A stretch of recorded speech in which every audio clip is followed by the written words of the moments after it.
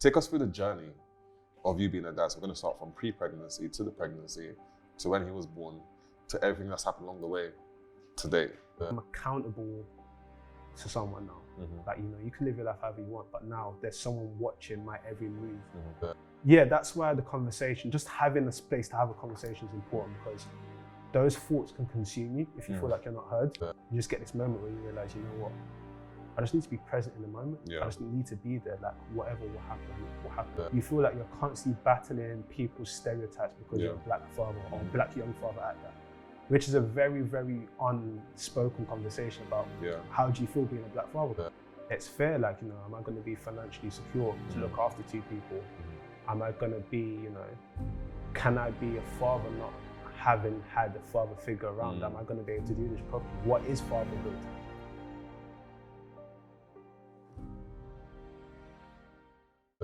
Hello everyone, my name is Christopher and I'd like to welcome you to episode 2 of season 2 of Figuring Out Fatherhood. Today I have a man that goes by the name of Mayowa. Mayowa, your accolades, they are, I'll let you run through them yourself. So Mayowa, bit of everything: creative, football enthusiast, so Stoppage Time TV, work for a company called Versus, Writers House podcast, amongst several other things within that sort of inside of that world, really. So all things football, but doing it differently from the ways we've seen before, pretty much. Tell us a bit about yourself. What does that mean to do things differently from the way we've seen So before? it's like how we are, how we've always seen football, but bringing that to a bigger stage. So for instance, before you'd see football and there's everyone dressed in a suit, it's match of the day, it's sort of sourceless, not sort of Black British culture. And it's bringing Black British culture and that being unapologetic. I love that. So it's good fun. It's just about continue to push that, right? So it can become a bigger and stronger thing. Okay. Thank you for agreeing to be in Figuring Out Fatherhood. Thank you for having me. You're a dad of, pardon, sorry? Thank you for having me. Of course. Mayowa, you're a dad of 1. He's going to be 2 in January, you just said to me. So what I'm going to do this time, previously I'd told every dad to run for an individual topic, but what I want you to do is to take us through the journey of you being a dad. So we're going to start from pre-pregnancy to the pregnancy, to when he was born, to everything that's happened along the way today, right? Sounds so good. Are you comfortable with that? Anything you don't feel comfortable with me talking about, just let me know, I'll take it out. That's cool. If you say something you want to take it back, let me know, I'll edit that out as well. It happens, right? No, so yeah, let's start from the very, very, very beginning. Very, very beginning. So for me, fatherhood is an extension of manhood, right? Which is adulthood. So I had Micaiah when I was 24, just about to turn 25. So of course, it's a time in your life when you're sort of figuring a lot out and you're sort of, mid-20s, okay, what do I want to do with my life? Where am I going, etc. Me and my partner had been with each other for a while. Okay. We knew that was a possibility and everything. And then when you find out, it kind of hits you that, okay, you know what? Everyone always talks about your life in 20s can change at any moment. This is that moment. And this was in the lead up to the pandemic.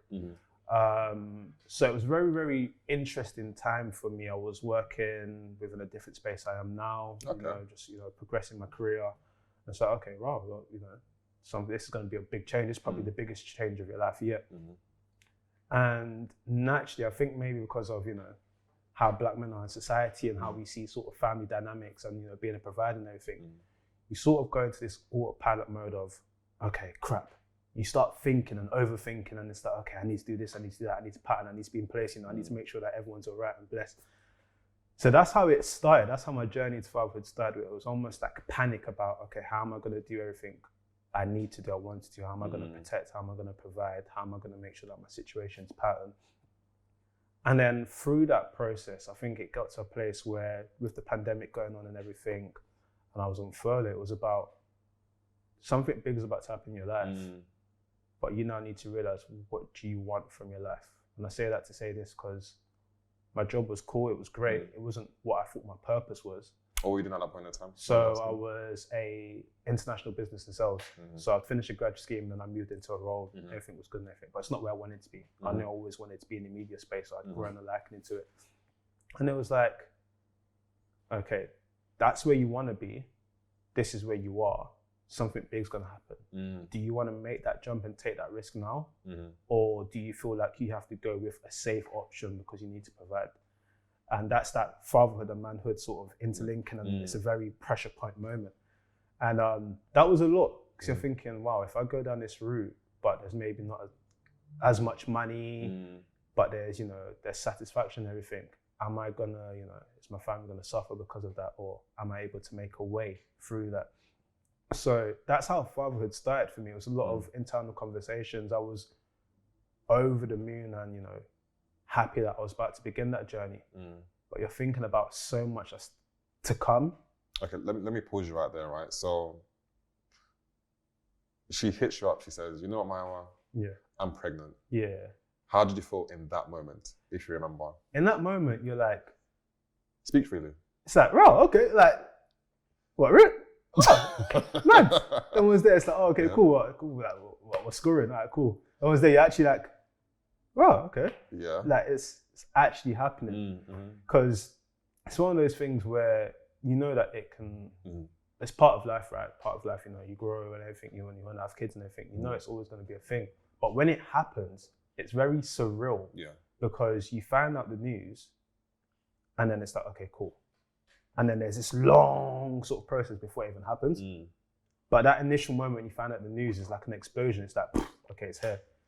And you're a little bit like, oh my gosh, okay, it's happening. Okay, how do I feel about this? Like, what does this mean? It's not like, okay, you go into work, you get a promotion next day, was responsibility change like that. There's so much that you're thinking about, and it's new, right? Like with everything that's new, you don't know what's to come straight away. You have to figure out, and I didn't have my father around, I didn't have my dad around. So what I knew of dad was mum. So it's not even that you can go and start asking questions about, okay, when this happened, how do you prepare and everything. It felt a lot of like a process I knew I would always have to go through, but I then had to walk into it. And that's where the overthinking with everything probably came from. So, and you said overthinking, as you were overthinking when you first got told. Yeah. And you said this is your partner, right? So it's not like how did you stay calm in that moment? How did you communicate with her to reassure her that, you know what, we're going to be fine? Because in the back of your mind, you also had these other thoughts about, you mentioned previously. Yeah. There's a lot going on. So how did you, we'll be fine. How did you do that? Again, that's manhood, right? You always get told that you have to look after situations around you. And it's like, even though you're worrying about yourself, there's other people involved. So a lot of it was just that reassurance that, you know what, whatever happens, it will all be fine. We just need to, assess what's going on and take baby steps to where we need to be, right? So, of course, when you're at that age, it's, people have kids at whatever ages now, right? But it still feels like you're quite young, and you almost have to be like, okay, everything's going to be fine, whatever happens, whatever we decide to do and everything, but let's just take it easy, assess our options, and then gradually we'll figure it out. But yeah, being present in that moment I found was really important, because there's so many examples where in those moments you can become scared and then you're just switched off and everything. What I had to learn was, or act quickly was, okay, sit down, understand, discuss, and then there's no need for big jumps. Just take it day by day and sort things as you go on. Cool. And so you've reassured her now. You said we're going to be fine. Yeah. What active steps do you take? During the pregnancy? So from when she told you she was pregnant, up until the day your child was born, what were you doing? Talk us through that. So that's a good question. So a lot of it was, understanding, because as men, we will never have to, bear that. We don't know what it feels like. We can read and understand as much as we can, but we'll never feel it. So it was trying to understand as much as possible what she was going through and understand in what ways I can help. And I think the most important thing is everyone's different, right? You have to understand how that individual needs your help the most. Some people might just be presence. Some people might be physically doing things. For me, it was figuring out at what moment was needed and then making sure that I could cater that to the best of my abilities in all ways, shapes and forms. So it was a lot of that. It was sort of, appointments, food was a massive one. Need to eat, food. And a lot of it was sort of sorting out our immediate future as well, sort of just getting that solidity. So by the time Micaiah arrived, it was like, okay, cool, we're in a place where we have a foundation and everything was set. So like, get in place, etc. A lot of it was that side, but in the immediate, it was just making sure that this person is going through a lot of changes, that, they've never experienced before. It's the first time. It's very scary for them. I can't take that pain or sort of those pressures you're going through, but can I insist in ways that makes this pregnancy journey an easier one for you? Okay, and you mentioned the hunger and different things she wanted. Yeah. Was there any point in time where you thought to yourself, now, please don't take this the wrong way.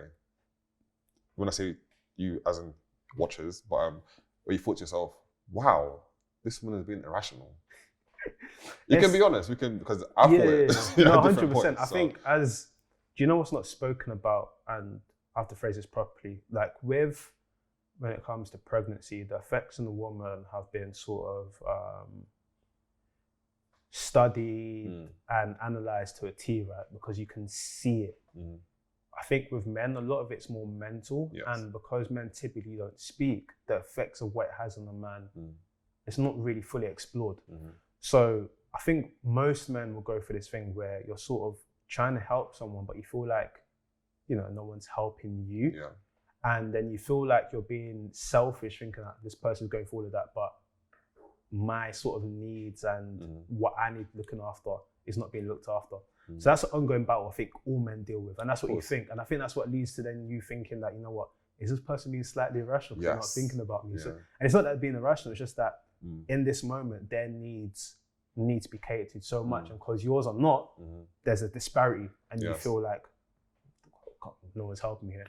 So that was a lesson that I had to navigate through, speaking it out from my own man and understanding why do I feel like this? Why am I feeling like, not that I'm not happy, but why am I feeling like, I feel a bit flat today? And it's like, because I'm expelling all my energy, but I feel like I'm not getting anything put back into me.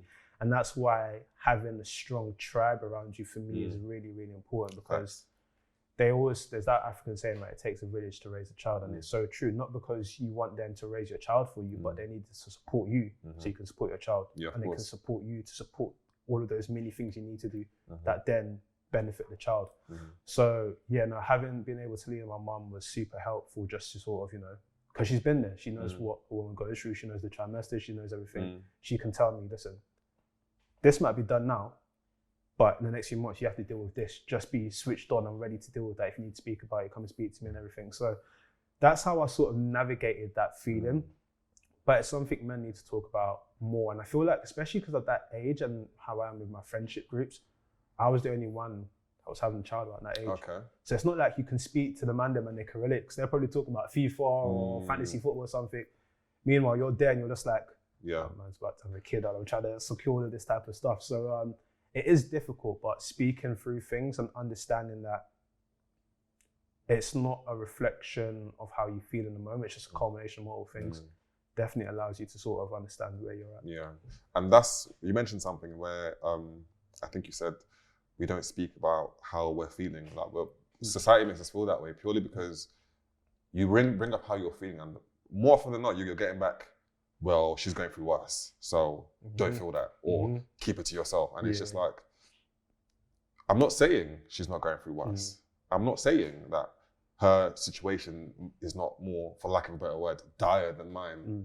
But it doesn't mean my situation is not dire as well. 100%. Mine might be a little bit less or a lot less, but it's still dire as well. I still need help. I still need someone to reach out to me. And I feel like that's one of the main reasons why figuring out fatherhood is important to me as an individual, because similar to what you said, my friends didn't have kids, and the ones that did have kids didn't speak about it, right? So I didn't particularly feel comfortable talking to them about it. My dad wasn't around as well. And having a tribe, I think it's important at this point to actually identify the fact that everyone that you see on this channel, that you see in the season 1, they're going to see season 2, these are people that anyone and everyone can reach out to for advice. I know I'm saying this about consulting you first. No, but you know me. Yeah. That you're welcome to people reaching out to you as well. So, okay, moving on from there. Now the child was born, right? How did you adjust? What impact did it have on your life? It's the most surreal moment. I can't put it into words. I always say to people, saying that I never felt like I needed to reaffirm what my purpose in life was. But that moment when you see like your child, no matter how, whatever, I think for everyone, no matter what circumstance you come to, I feel like you see your child and you're like, wow, okay, I understand now. And that's what it was for me. And it was just about there was a lot of things. It was about, okay, my life's mission is to make sure you're okay now. But at the same time, like I said, because my father wasn't around, I think I had to sort of, it made me address a lot of things that were within my own head about my sort of upbringing and everything as well. Because you come to realize, you know, through manhood in general, as you grow up and you as an adult, that the preconceptions you had of situations change because you learn about life. I now have that with fatherhood, where, you know, you're looking at things, it's like, you know what, okay, people, it's just an extension of manhood. People go through things, and the reason that you think things may have happened may not be that. So it just made me really more alert to what life really is. And the reality is that, you know what, things happen, but this is a priority of yours, and you have to do the utmost best you can to make sure that you protect this life. This is your responsibility. And not that it was a wake-up call, it's a surreal moment that you realize, okay, you know what, for the rest of your life, that is your responsibility. Yeah, you have, you know, jobs and bills and all this type of stuff, but that doesn't outweigh this responsibility right here. Okay. So talking about the changes, on a day-to-day, what changes did you make? So is it that you stayed at home more to accommodate for the fact that you had a child? Did you... Do you know what was beautiful for me? I was in a process where I was on furlough. Oh yes, you mentioned that. I was on furlough. So I was sort of preparing that, you know, I'll have maybe 2 weeks to a month off, you know, spend time and everything. And then, you know, I'll adjust my working situation to make sure. And then furlough happened, and I was just present for like months and months. That's amazing. And it's time I will never get back again. And, you know, when I have more children and everything, I probably won't get that because the world would be a very different place. But it taught me so much about how important a father's presence in their child's life is, or a parent's presence, because it could, you know, it can be anyone. But just being there and having pure bonding time is so important. I had masses and masses of it, but even in that, being present, I'm not just being at home and just twiddling my thumbs. It just made me realize that it's really important, especially in those foundation stages, being there, making someone know that you're there, they can feel your presence, just different. It's so different. That's how, in terms of adjusting, it was just making sure that as much as I can do, make this baby know that I am there. Like, you know, I am there. This is me, you know, like build a real bond. And that foundation hopefully then builds into whatever relationship we have in the future. Okay, Mayowa, I'll be honest with you. You've said a lot of the right things. Like you give me a very wise head vibes that go, your head screwed and all that stuff. Yeah, but I want to talk to me about the reality of how you were feeling through that process. Like you mentioned, you were coming to terms with what your purpose was. Yeah. You furlough. Yeah. COVID. Yeah. Like there's a lot of things happening in parallel, along with you not having a newborn child. Yeah. How did you feel? It's fear, man. Like I feel like with anything, like fear of the unknown. Fear. Yeah, okay. Fear of the unknown, because ultimately, you never know how something's going to pan out. You can plan and put so many things in place, and it doesn't pan out. And it's fear. Like, you know, am I going to be financially secure to look after two people? Am I going to be, you know, can I be a father not having had a father figure around? Am I going to be able to do this properly? What is fatherhood? How will, you know, like I said, how will I provide? A lot of that sort of, the initial thing I mentioned where you're thinking so much, but the second, you know, it's so, like hospitals are so funny. Like for people that have had children, you know, where it's like, you get the baby and it's like, okay, cool, the baby's there, there's a small person in your house. For people that don't know, you go into hospital, you come out with a baby, you go home, and then it's just you. It's just you and the baby. And that is a very surreal moment. It's like, okay, after all of that waiting, this baby's here now. Yeah. It's a very, very, it's fear of, you know, am I gonna do this right? Am I, like you said, figuring out fatherhood. You know. Am I gonna be able to do this? Because it's a journey, right? Yeah, like, of course. I'm still very, very, very fresh in this. It's like, there's still years and years of stuff to come. That fear of the unknown always sits in your head. And I bring it back to the whole manhood thing. I feel like, especially having a boy, you come to realize that, tell you what, before even that, I saw a clip the other day of Tiger Woods. Everyone has their views on Tiger Woods, but Tiger Woods and his son, right? They're inseparable. And his son's a golfer. And literally every single thing that Tiger Woods does in this video, like his son does. Tap the screen. Tap the screen. Tap the screen. Okay.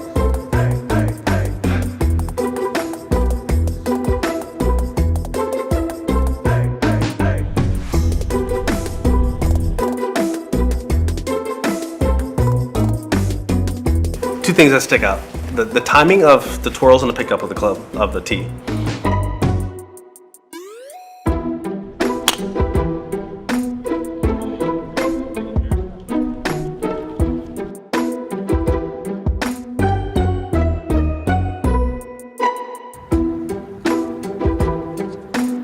He's got it. Oh, he walked it right in. Just those things that we have. We both have allergies, so we both struggle on the golf course. We get like wind blowing, or we're both sniffing, and just that little thing that we both have.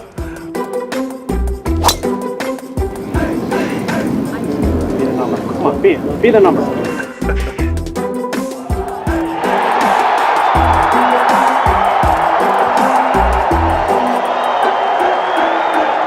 And it makes you realize that your children actually look up to you, that you are their role models, whether you like it or not. And then you think about your actual life, manlyhood, and you think to yourself, I'm accountable to someone now. Like, you can live your life however you want, but now there's someone watching my every move, and they're going to take their morals and everything based on what I do and what I influence them. That's a pressure and discussion about manhood, fatherhood that's not discussed about. That, you have to take all of that. You have to understand that, and it's your decision to be like, okay, am I going to walk in the right path or not?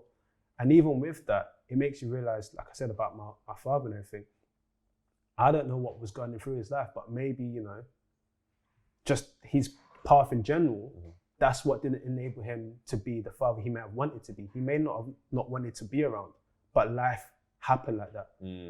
And all of that just makes you think, and it brings a lot of fear. Okay, what if that happens to me? What if I'm not able to be around for my son? What if I've had all of that time where I was on furlough and I was with him, and then it switches, then I don't have any time with him at all.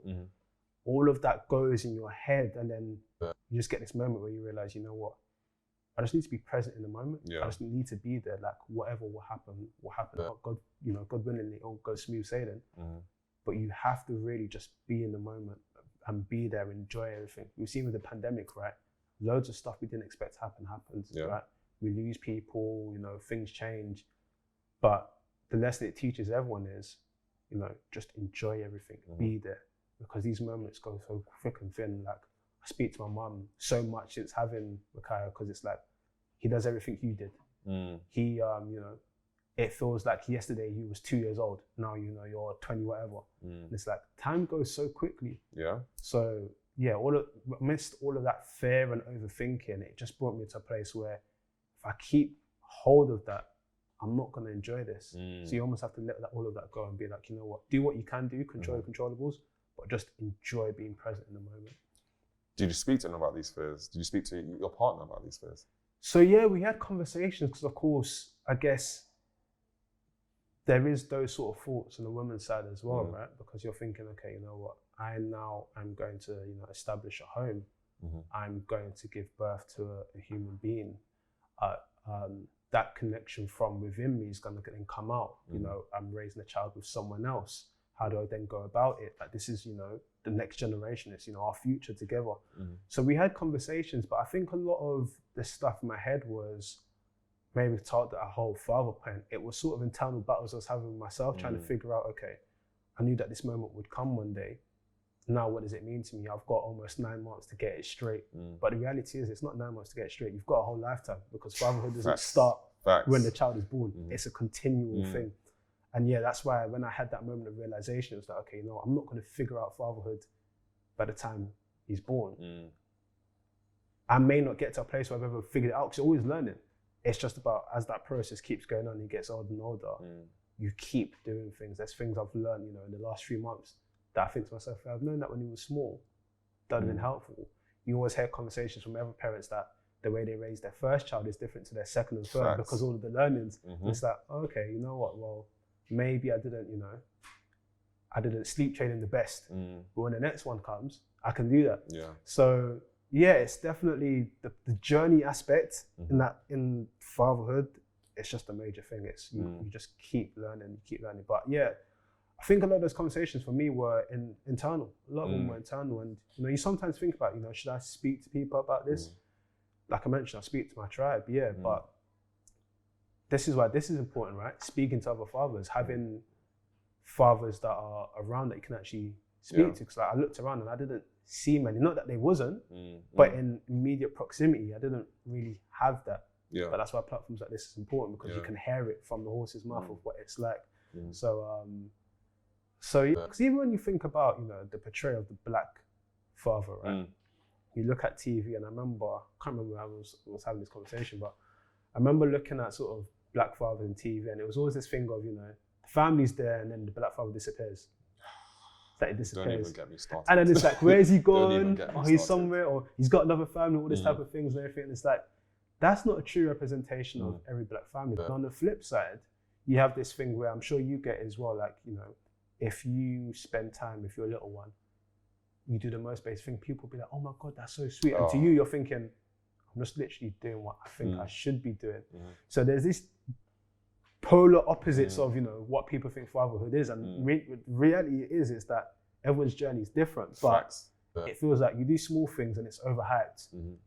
What the perception of you outside is that you're not going to be around. And it's like, amongst doing everything, even though you're doing it because you want to do whatever you want to do, you feel like you're constantly battling people's stereotypes because you're a black father or a black young father at that, which is a very, very unspoken conversation about how do you feel being a black father. You always feel like naturally there's always eyes on you. There's always eyes on you because people have preconceptions of, you know, you know, he's probably not going to be there, or you know, or well, shock he is there. But yo, he didn't have a dad. How is he managing to do that? So it's weird.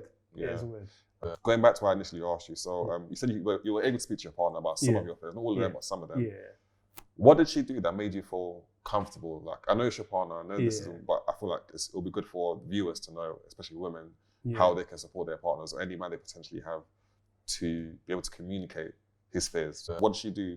How did she make you feel safe enough to communicate how you were feeling without sort of backlash? Yeah, no, it's a good question. I think the most important thing was that sort of, you know, space for transparency and sort of discussion, because ultimately sometimes just having a discussion and, you know, voicing it, you then make sense of things within yourself.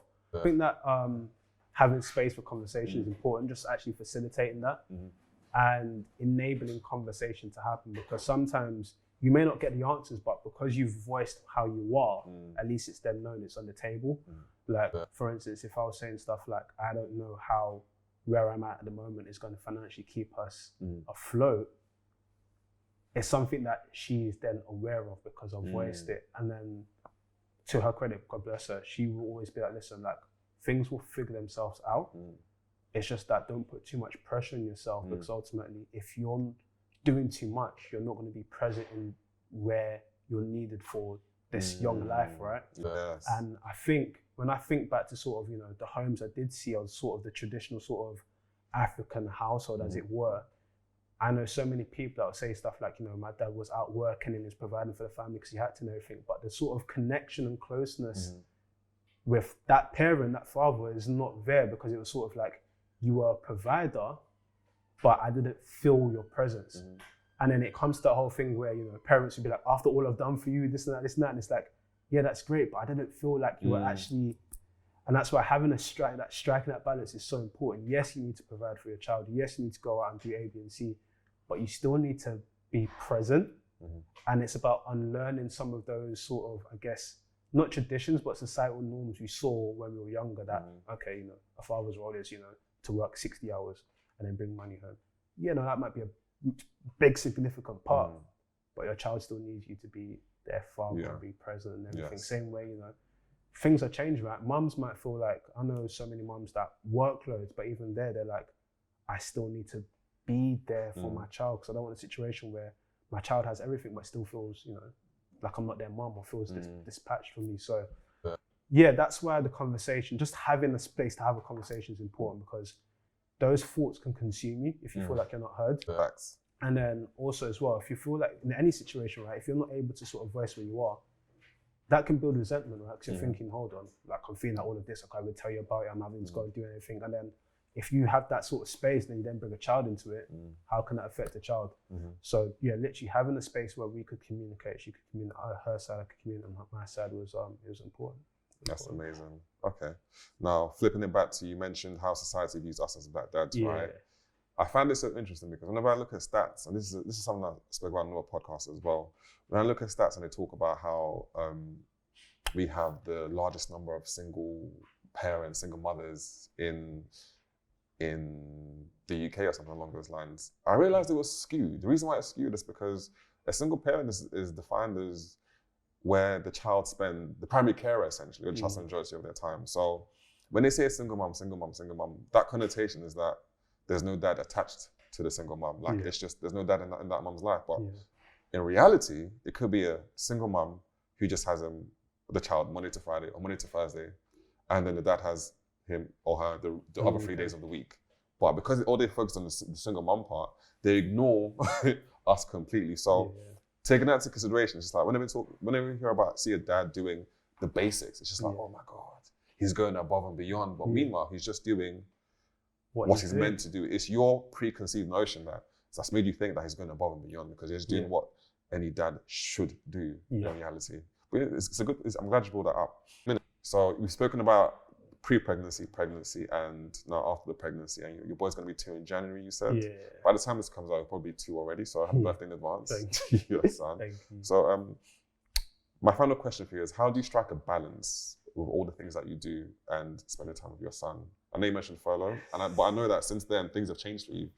Life has changed for you. And I'm happy to witness that myself personally. But how do you strike that balance between spending time with being a dad and being a superstar?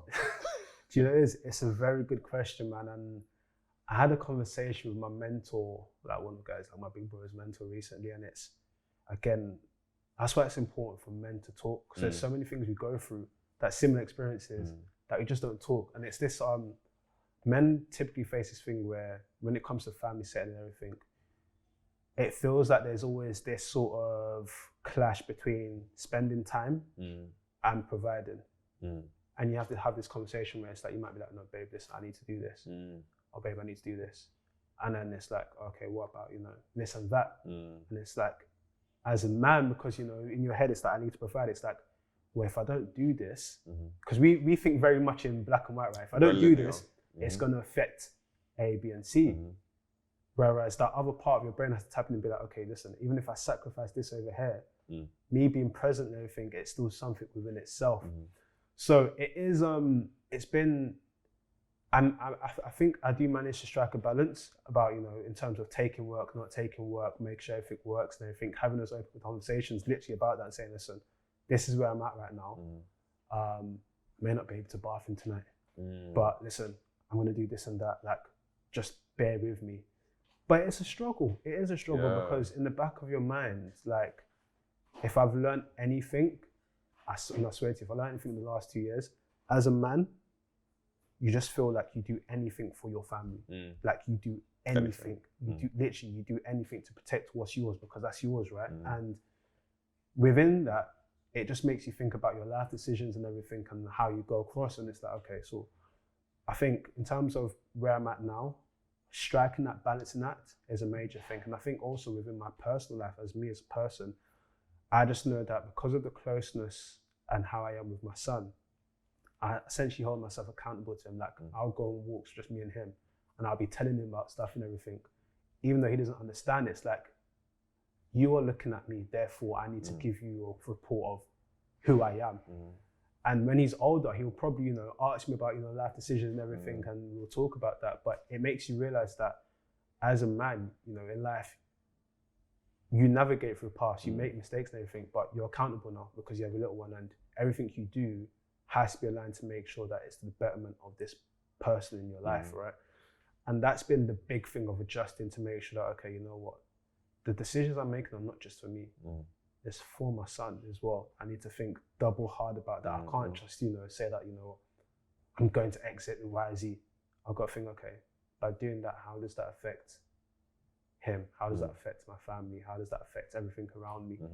And that's a very surreal thing, especially when you're in a space where, like, if there's not other fathers around you, people don't have that line of thinking.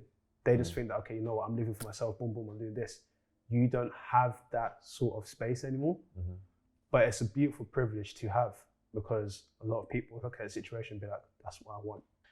So I think that's, if in terms of where I'm at with fatherhood now and how it's changed me and sort of where I am with life right now, that's where it is about figuring out that balance of how can I be the best me to help my son? How can I make sure that I'm present but doing what I need to do? How do I find balance in a world that typically doesn't allow for balance because it either pulls you one way or the other? You can't typically find that spot where everything is comfortable.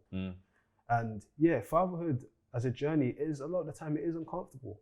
You're always learning, you're always figuring out stuff, you're always thinking that, okay, you know what?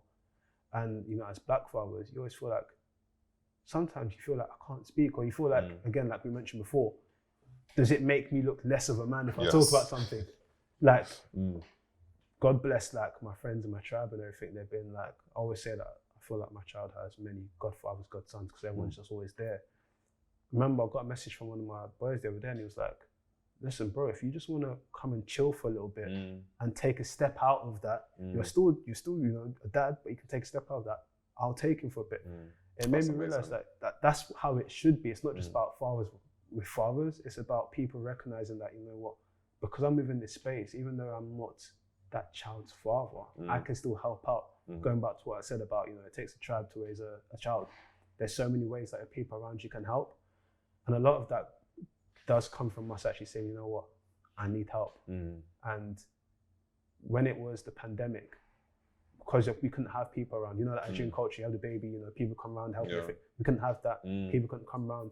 And naturally got so used to or acclimatized to doing a lot by myself until I reached a point where I nearly burned out. And I thought to myself, you know what, it's not pride, but there's something holding you back from saying, hey guys, I might need a bit of help here, or hey guys, can someone come and stay for anything? And I'm still overcoming that. What do you think it is? I think it's the fear. It's the fear of not wanting to be a bad dad. Really? It's the fear of, you know, thinking that I dropped the ball so someone else had to come and help, or the fear of my dad wasn't around and it feels like I'm not playing the maximum part I could play. And I used to say this thing to one of my friends that I was almost so scared of becoming my dad, and even though I didn't know the full certainty within him what happened, that you nearly become that figure, right? That, you know, you feel like, oh, I don't want to be absent and everything, but you may be there and you're still absent because you're thinking about all these things. So your biggest fear can become your reality because you're overthinking things. And I think that's where a lot of my fear stemmed from. But again, it's about taking yourself out of that and remembering what is the why, what's the pureness. You need to be present and taking it from there. So it's been a really crazy journey, but I do love it. And again, it is a journey that's never ending. Like, you're a few years ahead of me, and you were telling me about, you know, the presents. Hello. Why are we talking about my age here? No, I'm saying in terms of like your fatherhood journey. And you were telling me about, you know, the things you've got to come about presents, or you know, the times about, you know, when they're being naughty and stuff. And all of that still feels so far away. But I'll click my fingers and I'll be there. But because I've spoken to you, I kind of know a few gems that might help and everything. Stuff I'm saying now might help someone that's just found out that they're about to have a baby. This is why we do it, man. This is why this is important. That's why this is important. All right, final thing, advice for any young dads that are expecting or that have kids already, that have children your son's age. Advice, give us some gems. Advice for people that are expecting, enjoy the journey and be present. Like, of course, it's a journey for a woman. It's 9 months, but for you, you go on this journey of discovering yourself as well, in terms of you try to understand what's happening with all of me and to understand what happens by yourself. No matter what the circumstances, just try and be there, be present. Like, everyone's situation is different, right? You have nuclear families, you have co-parent situations, you have people, situations where you may not be able to be there, but within whatever that journey is for you, try and be present as much as you can and understand, and as much as you can enjoy that journey, because at the end of it, you know, hopefully, depending on what way you go, there might be a baby. At the end of it, there may not be, but you still have to address things, right? Like, not everyone goes into a situation where they find out the news and then they go down a journey. Some people, we've seen what happens with Black women, right? In terms of the way they're treated within the UK. We've seen some situations where people understand where the point of life they're at the moment, it's not a thing for them, but you still have to address whatever comes with those situations. It's part of that journey. It's still, people may not term it fatherhood, but I think it is. I think it is still part of fatherhood, because when you then have your child later on, you're going to learn from those experiences. So being present in the moment is one thought. Up to it, during it, I would say utilize your tribe. Again, I know not everyone has access to people, but there's no harm or shame in saying, and need a bit of help.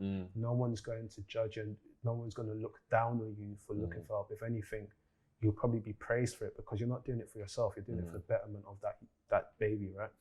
So that's definitely a big one. Like, if you've got support, utilize it because that's what it's there for.